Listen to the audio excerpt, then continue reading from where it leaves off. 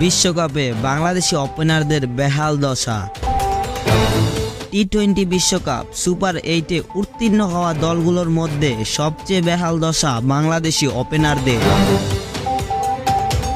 592 দিন পর যে দিন দেখলেন তাসকিন, অবস্থা যে কতটা করুণ তা স্পষ্ট হয়ে ওঠে পরিসংখ্যানে চোখ বুলালে।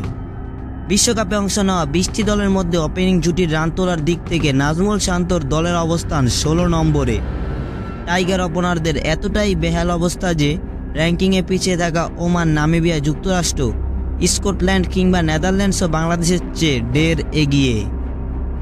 টি-20 বিশ্বকাপ এখন পর্যন্ত ওপেনারদের রান করার তালিকায় বাংলাদেশের অবস্থা রূপ নিয়েছে ভয়াবহতায়। গ্রুপ পর্বে 4 ম্যাচ ও সুপার 8-এ 1 ম্যাচ সহ মোট 5 ম্যাচ খেলা টাইগার ওপেনিং জুটি থেকে এসেছে মাত্র 88 রান। ওপেনিং ভরাডুবি ফলশ্রুতিতে টিম ম্যানেজমেন্ট ব্যাটিং পজিশন বদল করেছিল, কিন্তু ওপেনিং জুটির ভাগ্য বদলায়নি। 592 দিন পর যে দিন দেখলেন তাসকিন, দিনের পর দিন অক্লান্ত পরিশ্রম ও আত্মনিবেদনের মিশ্রণে তাসকিন আহমেদ হয়ে উঠেছেন বাংলাদেশ দলের পেস ইউনিটের নেতা। এদেশের ক্রিকেটে হার হামেশা প্রশ্ন উঠে এসেছে বোলারদের ধারাবাহিকতা নিয়ে। সেই আক্ষেপ ঘুচানোর অন্যতম নাম তাসকিন। ক্রিকেটের সংক্ষিপ্ত ভাষণে টানা 19 ইনিংস পর অস্ট্রেলিয়ার সাথে উইকেট শূন্য ছিলেন ঢাকা এক্সপ্রেস।